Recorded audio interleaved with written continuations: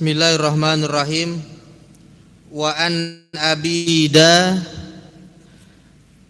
dan hadis dari Abi Yazid Ma'ni bin Yazida, Ma'an bin Yazid ibni al-Akhnasi bin al-Akhnas, wa meridhai siapa Allah anhum kepada mereka semua. Hadis ini diriwayatkan oleh satu sahabat yang bapak dan ayahnya itu sahabat, makanya radhiyallahu anhum. Hum itu untuk orang banyak, sedangkan untuk orang satu hu, orang dua huma, orang banyak hum. Kalau orangnya hadir, maka kalau satu orang ka, assalamu alaika. Orangnya dua, assalamu alaika. Orangnya banyak, assalamu alaikum. Kita kalau ketemu orangnya satu, kita bilang apa? Assalamualaikum juga. Kan orangnya cuma satu. Orangnya satu. Di belakangnya kan ada jinnya. Jinnya ada malaikat, ada korinnya. Makanya tetap disunahkannya assalamu alaikum. Barakallahu fikum, tetap kum. Enggak usah pakai ka, karena doanya lebih banyak. Ma'an bin Yazid bin al-Akhnas, semoga Allah meridhai kepada mereka semua. Wa huwa, dan Abi Yazid, Ma'an itu namanya. Wa abuhu, dan ayahnya. Wa jadduhu, dan kakeknya itu sahabiyun, sahabat semua, sahabat Nabi. Sahabat Nabi SAW. Man laqiyan nabiyya, bertemu Nabi syaratnya. Jadi orang nggak dibilang sahabat kalau nggak pernah ketemu, meskipun ketemunya cuma sekali doang. Ini sahabat Nabi definisinya. Wa amana bihi, beriman. Wa mata alal Islam, meninggal dalam keadaan Islam. Bertemu Nabi, beriman pada Nabi, mati dalam keadaan Islam. Namanya sahabat. Ada yang bertemu Nabi, beriman kepada Nabi, tapi meninggal Islam. Ada. Sahabat Nabi yang murtad. Sahabat Nabi yang murtad. Ada juga beberapa sahabat di Mekah bertemu Nabi, kemudian beriman kepada Nabi, murtad, beriman lagi. Ada juga. Jadi yang bertemu Nabi, beriman, meninggal dalam keadaan Islam, namanya sahabat. Qala, berkata Ma'an tadi radhiyallahu anhum jami'an, karena ada siapa Abi Yazidu, ayahku namanya Yazidu, aja mengeluarkan siapa Abi Yazidu dananiro, dinar, yatasaqu biha, bersedekah biha dengannya, dinar. Fawadha'aha, kemudian menaruhnya siapa Yazid pada dinar tersebut, inda rajulin, kepal. Artinya ayahnya pengen bersedekah, nitip sama orang. Fil masjid, dibawa ke masjid, dibawa nih uang gepokan, dinar dibawa, pengen disedekahin. Faji itu, maka Abi Yazid Ma'an mendatangi orang yang tadi diutus ayahnya. Bapaknya pengen sedekah, ngasih uang, nitipin sama orang, tolong nih bagiin sama yang di masjid. Dia datang ke masjid tuh. Nah, kata Abi Yazid Ma'an, aku datengin itu orang, padahal utusan bapak EDW. Bapaknya pengen sedekah, ngutus orang, malah anaknya sendiri yang nyamperin si orang yang bagiin sedekah. Fa'akhadtuha, kemudian aku ambil itu dinar sumbangan ayahnya yang dititipin sama seseorang tadi di masjid. Fa'ataitu biha, maka aku mendatangihu kepadanya, biha dengannya, kepada ayahnya. Faqala, maka berkata, maaf, kepada Nabi. Faqala, maka berkata siapa Nabi, laka ma nawaita ya Yazidu, dalam redaksi lain, kemudian kata ayahnya temu dengan anaknya, hei anakku, sedekah itu bukan buat ente, ngapa ente yang ngambil? Jadi bapaknya sedekah masjid, yang ngambil malah anaknya. Bapaknya ngasih nih, ngutus orang, anaknya ikutan. Boleh nggak kayak gitu? Boleh. Bapaknya ngasih Jumat anaknya di masjid, anak yang makan nasinya, boleh nggak? Boleh. Ketemu sama bapaknya pulang, kata bapaknya, itu bukan buat ente, ngapain ente ambil? Ternyata anaknya miskin, anaknya. Maka zaman dulu banyak ada bapaknya kaya raya, anaknya miskin. Kemudian diadukan kepada Nabi. Ayo kita aduin aja sama Nabi. Ini seorang ayah pengen sedekah, yang ngambil malah anaknya sendiri. Kata bapaknya, itu bukan buat ente, ngapain ente yang ngambil? Malah diambil sama anaknya. Apa kata Nabi? Faqala, maka bersabda siapa Nabi, laka bagi engkau, manawaita apa yang engkau niatkan ya Yazidu, wahai Yazid ayahnya. Ente bapaknya Yazid, kau kan udah niat buat sedekah, dapat pahala. Walaka, dan bagi engkau, anaknya tadi yang ngambil sedekah, ma'akhadha yama'an, engkau dapat bagian dinar. Jadi bapaknya tetap dapat. Berarti kesimpulannya sedekah terhadap anak atau orang tua itu hukumnya boleh, bahkan sunnah. Lebih sunnah, lebih terlebih dari. Rawahu, meriwayatkan hadis siapa? Al-Bukhari, Imam Bukhari. Hadis ini memiliki pelajaran pertama, bolehnya tahadduts bin, apa tahadduts bin nikmah, ngomongin tentang nikmat yang diberikan Allah kepada orang. Jadi orang dapat nikmat terus diomongin orang lain, itu hukumnya boleh. Namanya tahadduts bin nikmah. Wa amma bi ni'mati rabbika fahadits. Maka terhadap nikmat Tuhan fahadits, bicarakan, kasih tahu, hukumnya boleh. Namanya tahadduts bin nikmah. Kemarin saya habis makan enak kemarin, tahu nggak? Itu yang di perempatan di restoran itu harganya 50.000 Ustaz, enak banget itu, alhamdulillah saya makan nikmat banget. Boleh nggak ngasih tahu begitu? Boleh, tapi lebih bagus lagi Pak Ustadz, gimana kalau besok kita makan sate yang ada di perempatan itu baru bermanfaat. Kalau cuman kemarin-kemarin doang mah, terus kenapa sekarang? Terus hubungannya sama sekarang apa? Tapi boleh hukumnya. Alhamdulillah Pak Ustadz, saya sekarang anak saya semuanya udah pada pesantren semua Pak Ustadz. Istri saya juga alhamdulillah sekarang, itu boleh. Jadi tahadduts bin nikmat hukumnya boleh. Pelajaran kedua, niat baik itu meskipun salah sasaran, pahalanya tetap sama dan dapat. Padahal tadi dia nggak niat buat ngasih anaknya, yang ngambil malah anaknya sendiri. Boleh. Minta sumbangan, Pak, minta duit, belum makan 3 hari, belum makan, kita kasih tuh duit, dia ada di pojokan, dia keluarin dari sini, banyak, ada yang merah, ada yang biru, ada lagi, ngitung. Kita tanya, emang satu hari berapa? Ya sehari minimal, per hari paling sepi lah 200.000 paling sepi, 200.000 sehari berapa dia? Nah kita kasih tuh, udah kita kasih, pahalanya tetap dapat apa enggak? Tetap dapat sama. Meskipun yang minta-minta niat kita tadinya kita pengen kasih orang miskin, ternyata yang kita sedekahin lebih kaya daripada yang ngasih sedekah. Kan begitu. Enggak usah ngegerutu, emang dasar.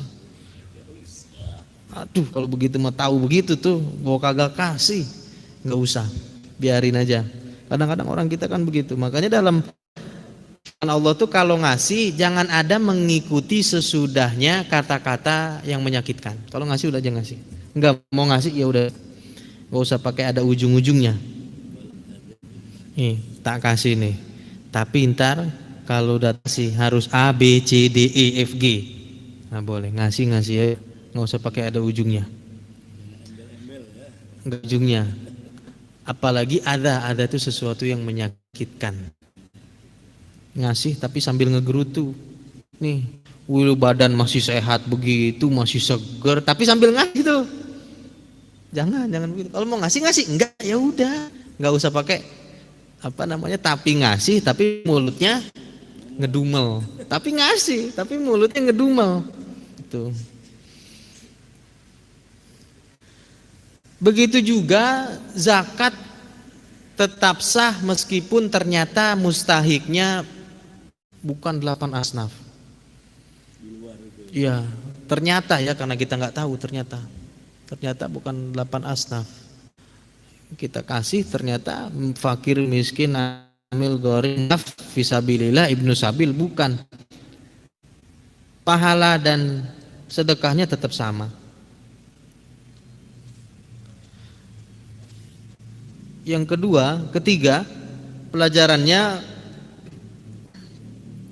boleh sedekah terhadap orang yang berada dalam tanggungan kita. Istri sedekah sama suami, suami sedekah istri, itu boleh.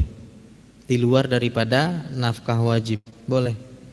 Dulu Ibnu Mas'ud punya istri namanya Zainab. Zainab ini kaya raya karena Nabi pernah bilang, wahai ibu-ibu sedekahlah. Zainab dengar. Nyampe di rumahnya Zainab pengen sedekah. Ya kalau bahasa kita, kata Ibnu Mas'ud, ya kalau pengen sedekah nggak usah jauh-jauh lah gitu. Dengar tuh Ibnu Mas'ud. Kemudian sama Zainab diadukan kepada Nabi Shallallahu Alaihi Wasallam perkara tadi. Maka kata Nabi Shallallahu Alaihi Wasallam, anak suami dan anakmu itu lebih berhak mendapatkankah dibandingkan daripada orang lain. Kerabat dulu.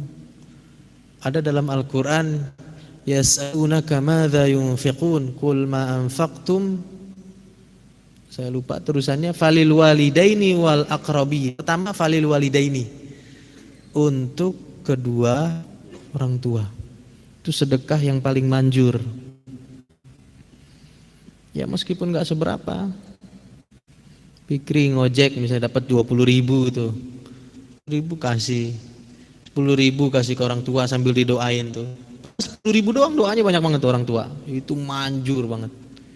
Kadang-kadang kan orang tua kita kasih nangis, orang tua begitu ya, kita kasih orang tua nangis, ya Allah, dibuka ternyata 20.000, nangis. Mantesan orang tuanya, mana mobil ada, rumah gede, orang tua sedekah.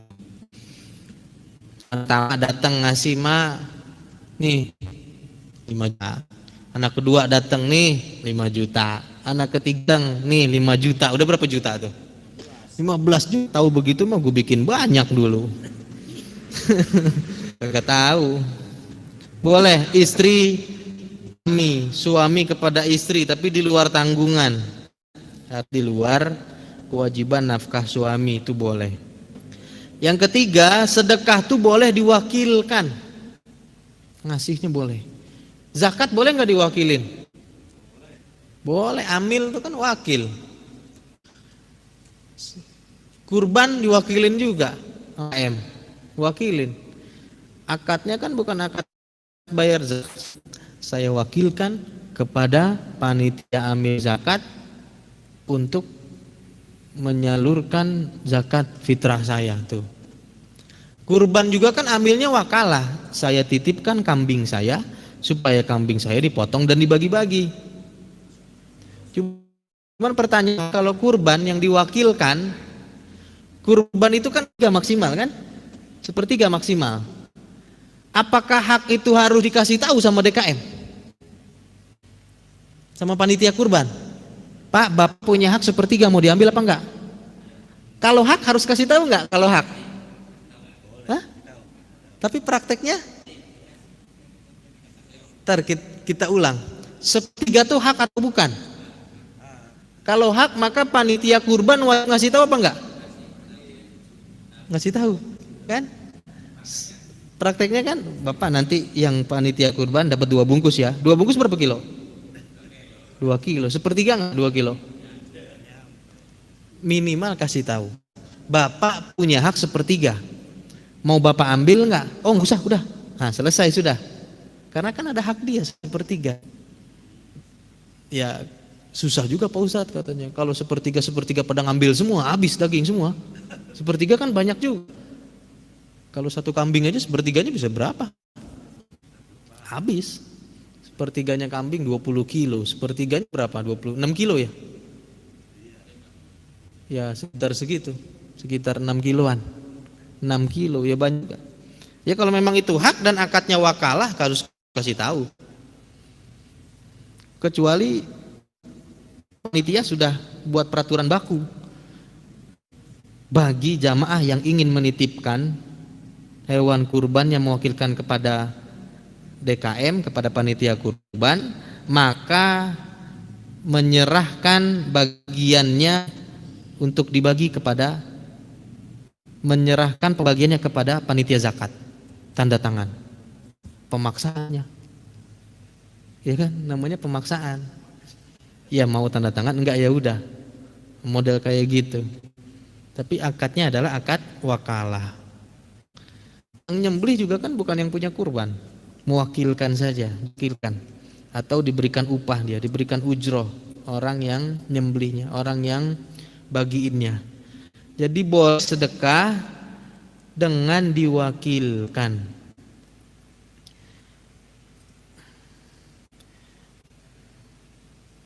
Yang keempat, pada dasarnya seorang anak boleh mengajukan satu perkara ke hakim atas orang tuanya. Boleh pada dasarnya. Anak mengajukan satu masalah. Meskipun nanti dalam bab adab sebenarnya kalau bisa jangan. Karena pemberian dari orang tua dan harta itu seluruhnya orang tua. Ada seseorang dicuri sama orang tuanya. Ada sahabat Nabi hartanya diambil sama anaknya. Diadukan kepada Rasul, ya Rasul, ayahku nyuri hartaku. Apa jawaban Rasul? Kata Rasul, anta wa maluka li abika. Engkau dan hartamu punya orang tuamu. Malah dia yang diomelin sama Nabi. Jadi bahkan hibah yang diberikan orang tua boleh diambil kembali. Orang tua nggak duit, enggak, jadi sini balikin. Boleh. Tapi orang lain nggak boleh. Kita udah ngasih orang lain nih, besok minta lagi nggak boleh. Dan boleh memberikan kepada anak hibah berapapun jumlahnya kecuali sedang sekarat. Kalau masih sehat itu boleh. Ngasih anak nih, anak yang A rumah sebelah sini, anak yang B rumah sebelah sini, anak yang C rumah sebelah sini. Namanya hibah. Syaratnya orang tuanya masih sehat. Itu boleh. Meskipun nanti dalam undang-undang kita, dalam KHI itu pasal 211, hibah dapat mengurangi bagian waris.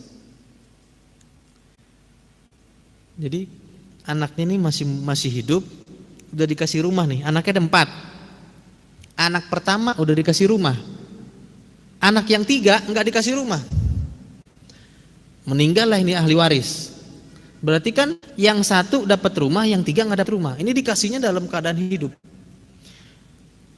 Ketika orang tuanya meninggal, kemudian taruhlah dapat semuanya 1 miliar. 1 miliar, 1 miliar, 1 miliar, 1 miliar. Rumahnya ini kebetulan harganya 1 miliar. Maka yang anak pertama enggak dapat 1 miliar lagi.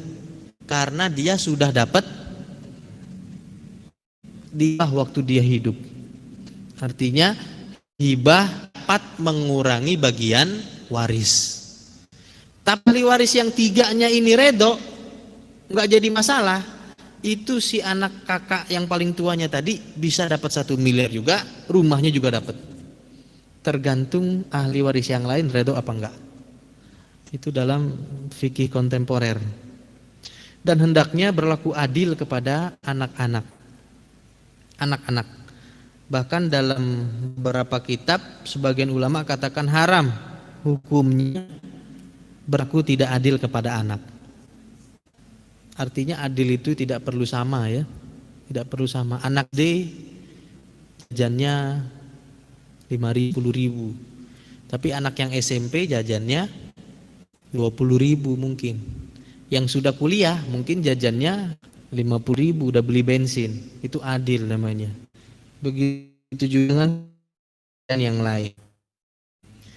Itu bagiannya dapat dihitung sebagai warisan, karena hibah terhadap ahli waris dapat mengurangi bagian warisan. Ketika orang tuanya sudah sakit berat, itu nggak boleh maksimal 3, maksimal 1/3, nggak boleh lebih maksimal. Ketika sudah berat, ini ada di hadis selanjutnya. An Ishaq Sa'd bin Abi Waqqas Malik Uhayb bin Abdi Manaf ibn Zuhrah bin Kilab bin Murrah ibn Ka'ab ibn Lu'ay al-Qurasyi az-Zuhri radhiyallahu anhu ahadil asyratil masyhudi lahu bil jannah. Sa'ad bin Abi Waqqas, sahabat yang 10 termasuk 10 dijamin masuk surga.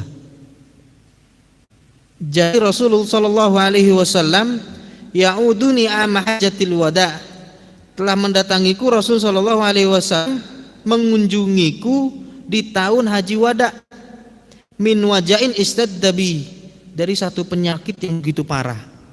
Nabi jengukin Sa'ad bin Abi Waqqas. Sa'ad bin Abi Waqqas sakitnya sudah parah. Berarti pelajarannya kalau ada orang sakit, apalagi sahabat kita sakit, jengukin. Nabi SAW bahkan jengukin sahabatnya, dijengukin sama Nabi. Kalau rezekinya ada, kasih bawa-bawaan, jeruk kayak berang 2 kilo, kasih pisang. Kalau emang sakitnya udah parah, kasih duit kayak kasih apa, bawa aja apa aja. Nah, udah jengokin nggak bawa apa-apaan. Ya. Dul, apa yang ente rasain Dul, katanya. Gak rasain apa-apaan. Ya kalau lu bawa jeruk gua rasain, anis apa. Bawa apel bisa rasain, sepel apa. Lah gua rasain apaan, lu kagak bawa apa-apaan. Apa yang gua mau rasain? Ditanyain lu rasanya gimana, nanti bang nanya rasa. Jengukin, bawa kalau ada. Wala ya Rasulullah ini qad balagha bi minal waja'i, ya Rasul aku sudah sakit parah. Matar wa anadu malin, yang engkau lihat aku buang. Wala yarithuni illa ibnatun, aku enggak punya anak kecuali 1 anak perempuan, kata Sa'ad bin Abi Waqqas. Afa atasaddaqu bi thulutsai mali, apakah aku boleh bersedekah 2/3? Jadi Abi Waqqas pengen bersedekah di ujung sakit parahnya 2/3. 2/3 banyak gak sih? 2/3 itu gimana? Lebih dari setengah. Kalau dibagi 3, maka bagian 2 dari 3 itu yang diambil. Sisanya 1/3-nya. Qala, kata Nabi, lah jangan. Qultu, kemudian aku mengatakan, kata Sa'ad bin Abi Waqqas, fasyatru ya Rasulullah, setengah gimana setengah ya Rasul? Qala, maka kata Nabi, lah jangan. Fakultu, maka aku makan, kata Sa'ad, fathuluthu, 1/3 dah ya Rasul. Faqala, maka bersabda siapa Nabi, athuluth, ya 1/3. Maka kalau sakitnya sudah berat, hanya boleh memberikan hibah maksimal 1/3. Wa thuluthu katsirun, 1/3 udah banyak kata Nabi, au kabirun, atau sudah besar. Innaka antadzara warathataka agniya khairun min antadzaruhum alatan. Meninggalkan keluarga yang kaya lebih baik dibandingkan daripada meninggalkan keluarga yang miskin. Ujir ta'al yatakaffafunan nas, minta-minta ke manusia. Wa innaka lan tunfiqa nafaqatan, sekiranya engkau menafkahkan sebuah nafkah, tabtagi biha wajhallah, mengharapkan ridho Allah, illa ujir ta'alaiha, kecuali engkau akan dibalas. Hatta ma taj'alu fi imra'atik, meskipun yang engkau sedekahkan itu untuk istrimu. Jadi untuk pun mendapatkan pahala sedekah sama.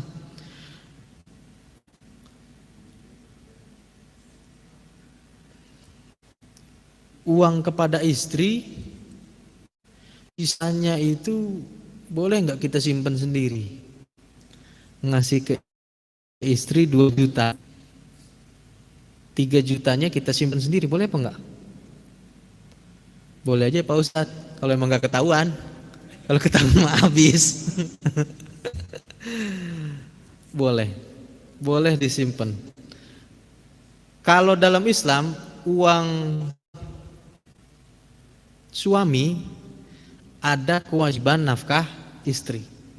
Sedangkan uang istri adalah uang istri.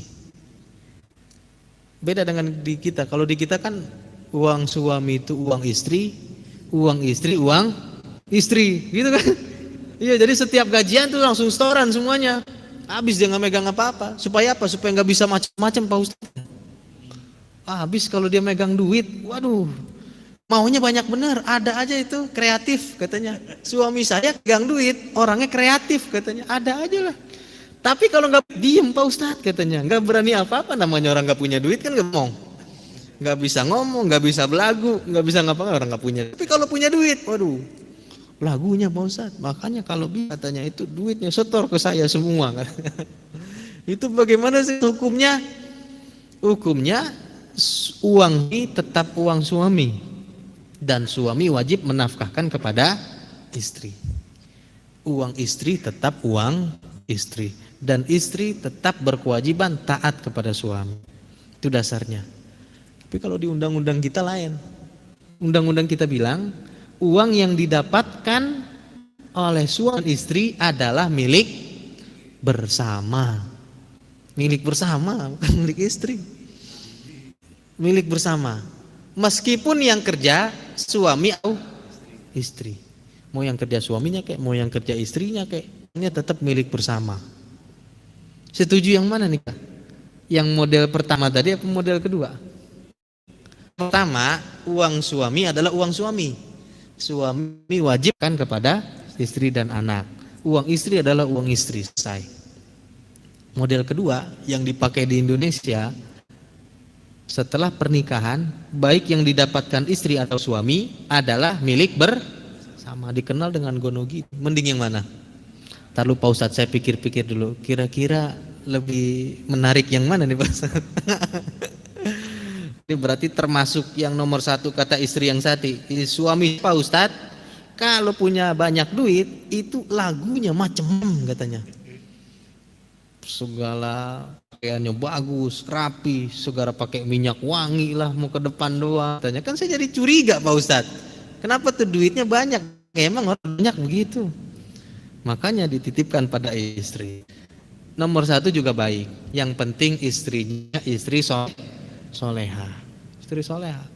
Istri soleha itu memang harus menjaga uang keluarganya. Ada yang pernah bilang ke saya, Pak Ustadz, saya kok kalau minta sama Pak Ustadz, anak muda ini, anak muda, kalau lagi main apa, ada iuran apa, saya kalau minta sama Pak Ustadz, maaf katanya, Pak Ustadz suka ngasih lebih banyak banget katanya, iuran 10.000, Pak Ustadz ngasih 50 nggak dikembaliin. Tapi kalau saya minta sama istrinya, katanya, itu saya minta 10.000 dikasih 10.000, nggak ada lebih-lebihnya, 5.000 aja nggak ada katanya. Begini, kalau yang si istri saya yang ngasih 10.000 itu bagus. Bagus. Kalau saya ngasih 50.000 itu bagus. Udah bener. Istri saya ngasih 10.000 itu juga bagus. Justru istri saya kalau ngasih 50.000 itu nggak bagus.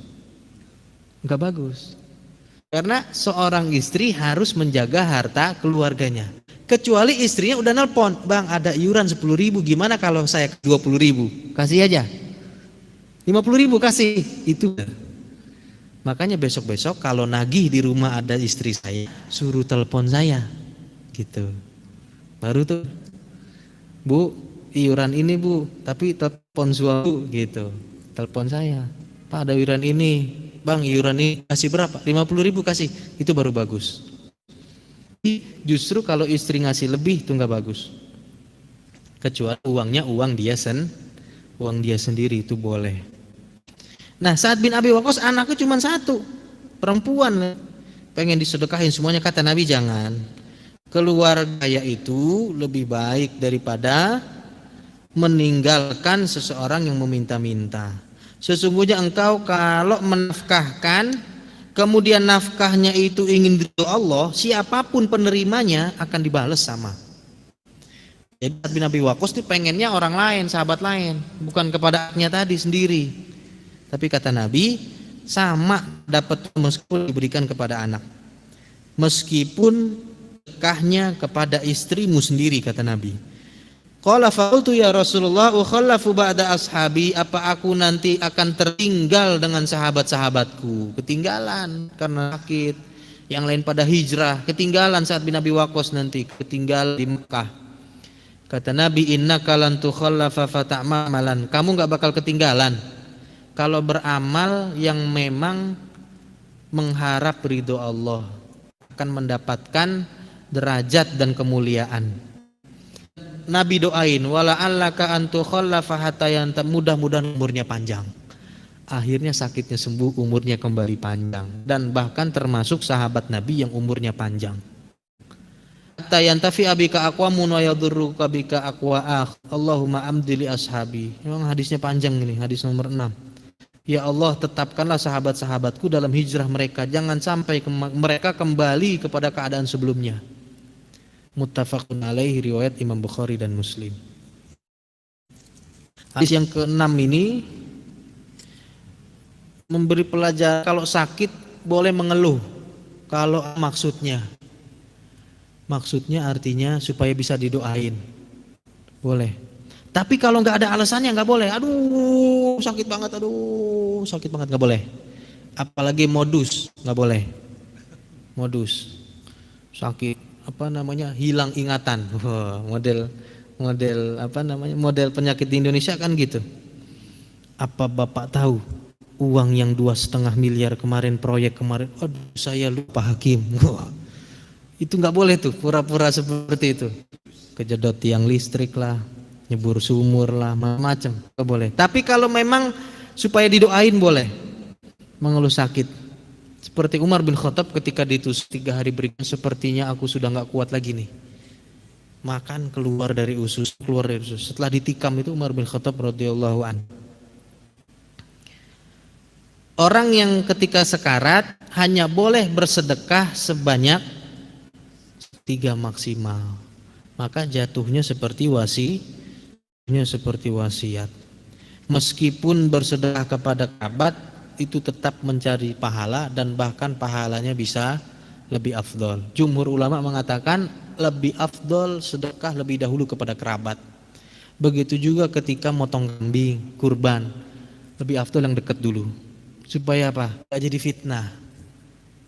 Ini Pak Haji motong kambing, motong sapi gede banget, baunya aja kita kok nggak cium gitu. Itu tetangganya tuh bilang, samping-sampingnya, supaya nggak jadi fitnah, yang dekat-dekat dulu, kepada kerabat-kerabatnya dulu. Punya adik, punya kakak, itu lebih dulu. Yang orang tua itu lebih dulu sedekah kepada mereka, apalagi kepada orang tua. Wallahu a'lam bishawab. Ada pertanyaan? Silahkan. Ya Bu ya. Seandainya tanpa wasiat, ya, seseorang meninggal kemudian meninggalkan harta, apakah tetap ada haknya sepertiga tadi Ustaz? Apa? Jenazah almarhum tadi. Maksudnya? Sepertiganya buat siapa? Tanpa wasiat. Ya. Tanpa wasiat. Nah, orang kan kadang aras urus jenazah itu dia juga ada haknya kok katanya mayit itu meninggal. Jadi sepertiganya buat sedekah mayat gitu. Umpamanya ya.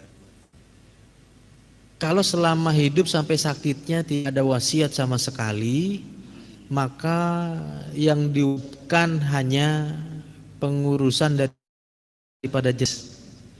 Selebihnya nggak boleh. Selebihnya nggak boleh. Bahkan pendapat saya untuk sedekah mayit itu hendaknya mendapatkan izin dari seluruh ahli waris. seluruh ahli waris. Misalnya mau mengadakan tahlilan nih, tahlilan, sedekah, sembako dan lain-lain, jangan dipakai dari uang waris, kecuali semua ahli waris sepakat. Kalau bisa malah lebih afdol bagi dulu. Jadi setelah pengurusan jenazah, hutang-hutang semua, maka hak berikutnya adalah bagi kepada ahli waris. Bagi 1, 2, 3, 4. Kita pengen ngadain tahlilan, ente mau nyumbang berapa? Ente anak nomor 2 nyumbang berapa? Ente nomor 3 nyumbang berapa? Gitu. Jadi jangan anak nomor 1 mentang-mentang paling gede, udah buat tahlilan kita keluarin 100 juta dulu nih dari duit ini. Karena di situ ada hak untuk ahli waris terlebih. Mungkin dari salah satu anaknya ada yang nggak mau tahlilan, ada yang nggak mau sedekah, hak mereka. Jadi kalau nggak ada wasiat sepertiga, maka kewajibannya sampai pengurusan jenazah, kemudian pembayaran hutang, selebihnya nggak ada, harus dikembalikan kepada ahli waris. Termasuk manfaat dari tanah. Misal punya orang tua, tanahnya ini hasilnya untuk sedekah masjid, tapi bukan diwakafkan untuk sedekah masjid. Setelah orang tuanya meninggal, tanah ini hak dari ahli waris. Mau dijual silahkan, nggak dijual silahkan, itu hak ahli waris. Wallahu a'lam. Ada lagi?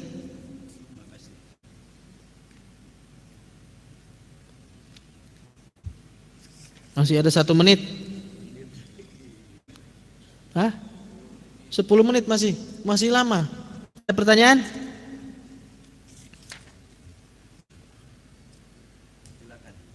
Ada? Enggak ada. Satu lagi, wa an Abi Hurairah Abdurrahman bin Sakhr radhiyallahu anhu qala Rasul sallallahu alaihi wasallam, inna sesungguhnya Allah taala yang maha tinggi, itulah yang ajsamikum, tidak melihat kepada tubuh-tubuh kalian. Wala ila suwarikum, tidak juga kepada rupa-rupa kalian. Walakin yanzuru ila qulubikum, tetapi melihat kepada dalam hati kalian. Allah enggak ngelihat daripada orang dari suku mana, negara mana, kemudian rupanya seperti apa, tapi yang dilihat dalam hatinya. Hadis ini tidak berarti seseorang tidak menggunakan kemudian pakaian meninggalkan. Oh, karena kenapa? Yang penting hatinya Pak Ustadz. Sholat sembarangan, yang penting hatinya nih, eling. Ada nggak orang model begitu sekarang? Kan banyak begitu, yang penting eling. Yang lainnya nggak penting katanya. Yang penting hatinya. Memang betul, Allah tuh melihat daripada hatinya. Tapi dalam kita beribadah kepada Allah Subhanahu wa taala ada akhlak dan ada adabnya. Hadis ini berarti agar seseorang itu mengutamakan perbaikan amal dan perbuatan dalam hatinya. Karena besar tidaknya sesuai daripada niat dan keikhlasannya. Nomor 2 juga tergantung daripada memenuhi daripada rukun-rukun dan tata caranya. Itu pun dinilai oleh Allah Subhanahu wa taala. Rawahu Muslimin, hadis diriwayatkan Imam Muslim. Berarti sejak 1500 tahun lalu Islam berhasil membawa agama agama toleransi. Bukan baru-baru sekarang. Amerika sampai sekarang belum berhasil. Terakhir orang hitam yang dipukul itu sampai sekarang belum berhasil. Kesetaraan itu sampai sekarang Amerika belum berhasil. Tapi Islam 1500 tahun yang lalu sudah berhasil sampai sekarang. Makanya kan sering di ceramah-ceramah, jenderal masuk masjid buka sepatu, lurah masuk masjid buka sepatu, jamaah masuk masjid buka sepatu. Datang duluan paling depan silahkan. Meskipun dia pejabat paling depan silahkan, kecuali keadaannya darurat. Seperti pejabat yang takut keselamatan jiwanya, itu boleh disiapkan di depan. Imam, kemudian pejabat yang khusus. Tapi kalau memang nggak ada madorot keselamatan jiwa, tetap datang belakangan di belakang, datang duluan ada di depan. Sama 1500 tahun yang lalu sudah berhasil. Bahkan sekarang negara-negara Eropa sampai sekarang belum berhasil. Kemarin terakhir kasus orang hitam itu yang demo kemudian dipukul sampai meninggal di Amerika. Makanya sahabat Bilal bin Rabah itu seorang yang kulit hitam pekat, itu sangat dihormati oleh Nabi SAW. Sahabat yang sebelumnya itu Masya Allah habis. Sebelumnya itu ya dalam sejarahnya sampai diikat kaki kanan kiri, tangan kanan kiri ditaruh batu panas di atasnya. Kemudian ketika dimerdekakan, Masya Allah justru menjadi seseorang yang imannya begitu kuat. Makanya orang itu kadang di dalam kekurangannya sesungguhnya banyak kelebihannya. Bahkan orang-orang yang diberikan rezeki lebih, orang yang diberikan seperti kita nikmat muslim lebih dahulu, itu kadang-kadang yang lebih males.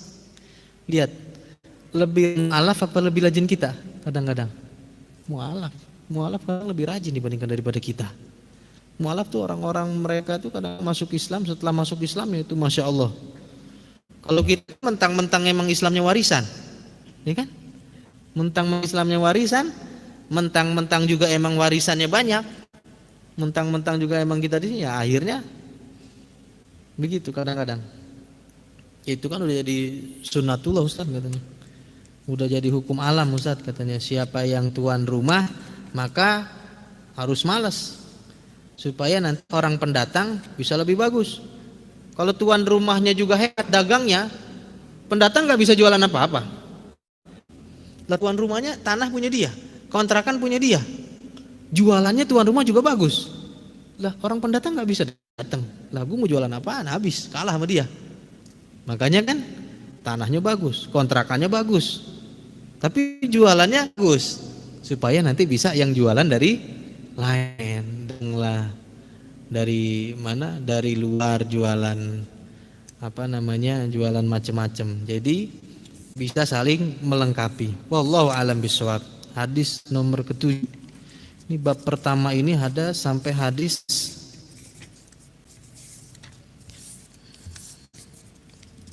nomor 12. Wallahu alam bisawab. Ada pertanyaan? Iya.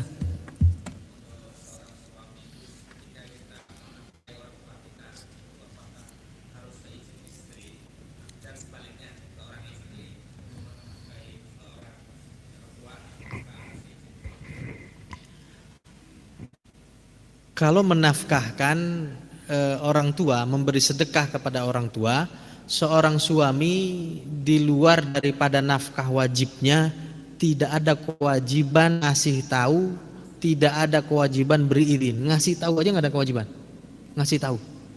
Begitu juga istri, ketika memang uangnya uang sendiri, tidak perlu izin kepada suami. Yang perlu izin adalah uang keluarga. Artinya uang dari nafkah suami untuk kebutuhan pokok, untuk dan lain-lain. Kalau mau diambil dari situ baru harus izin suami. Tapi kalau uang sendiri istri dari mana? Ya macam-macam. Macam-macam. Bahkan dulu untuk menebus suaminya itu Zainab jual kalungnya sendiri. Punya cincin tebus untuk suaminya. Jadi kalau sekarang saking istrinya redo, maharnya itu dijual. Padahal mahar kan milik mutlak punya istri. Kalau mahar dia jual sama istri, kemudian dikasih orang tuanya, itu nggak perlu izin suami. Yang penting uangnya uang istri. Begitu juga suami. Tapi yang ada sekarang kira-kira kalau ada suami ngasih ke orang tuanya, istri begini-begini apa enggak? Hah? Biasanya. Kebanyakan. Ya kita fair-fairan ngaku-ngaku aja lah gitu. Kadang-kadang apa namanya, niat itu urung gara-gara takut istri marah. Takut istri marah. Padahal sedekah kepada orang tua itulah sebagai yang memberikan kelancaran rezeki dan keberkahan dalam hidup. Ya kan nominalnya juga Ya kalau sahabat zaman dulu seperlima. Seperlima berapa? Jadi kalau punya 500.000, 100.000-nya tuh. 100.000-nya. Kalau punya duit 1 juta, seperlimanya 100.000. Segitu kasih orang tua. Segitunya kasih orang tua. Yang paling bagus, istrinya yang nyuruh suaminya. Itu yang paling bagus, istri model begitu tuh. Terus Ustadz, kalau istri saya yang sekarang masih belum begitu, gimana solusinya Ustadz? Suruh ngaji, kalau enggak gue kawin lagi nih. Gitu, lu pilih mana? Pengen ngaji apa gue kawin lagi? Ya suruh ngaji. Kita juga ngasih taunya dengan apa namanya? Dengan bijak. Dengan mungkin belum tahu. Karena kan seorang istri kan belum tentu pernah ngaji, belum tentu juga pendidikannya sama, belum tentu pengajiannya sama, ya kan? Kan itu pengaruh. Artinya perlu dengan cara yang baik, tetap ngasih taunya. Kalau ngasih ke orang tua mah itu duit kita bisa berkali-kali lipat. Wah, emang begitu. Jadi nanti bisa lebih bagus. Tapi dasarnya nggak perlu izin, nggak perlu ngasih tahu. Kalau nikah lagi Ustaz, perlu ngasih tahu apa enggak? Perlu enggak? Perlu ngasih tahu, perlu ngasih tahu, perlu izin. Kalau di Indonesia wajib ngasih tahu. Indonesia, lihat KHI, kompilasi hukum Islam, perlu izin, bahkan izinnya harus resmi. Izin dari pengadilan. Pak Hakim mohon izin saya ingin menikah lagi. Harus ada, keluar namanya itu ada. Izinnya ada dari pengadilan, diizinkan alasan-alasan tertentu. Tapi kalau dalam fikih ya, tidak ada syarat dan rukun dalam nikah izin. Coba cari, ada nggak rukun nikah yang ada 5? Ada nggak izin istri? Syarat nikah ada nggak izin istri? Nggak ada. Syaratnya yang penting bukan rodoah, bukan susuan, bukan satu nasab, bukan yang haram dinikahi. Syaratnya adalah salah satunya izin istri. Nggak ada. Ini jangan direkam yuk, nanti di-cut takut istri. Baik, mudah-mudahan yang kita kaji ada manfaatnya. Mudah-mudahan menambah keberkahan dalam kehidupan kita. Wallahu a'lam bishawab. Assalamualaikum warahmatullahi wabarakatuh.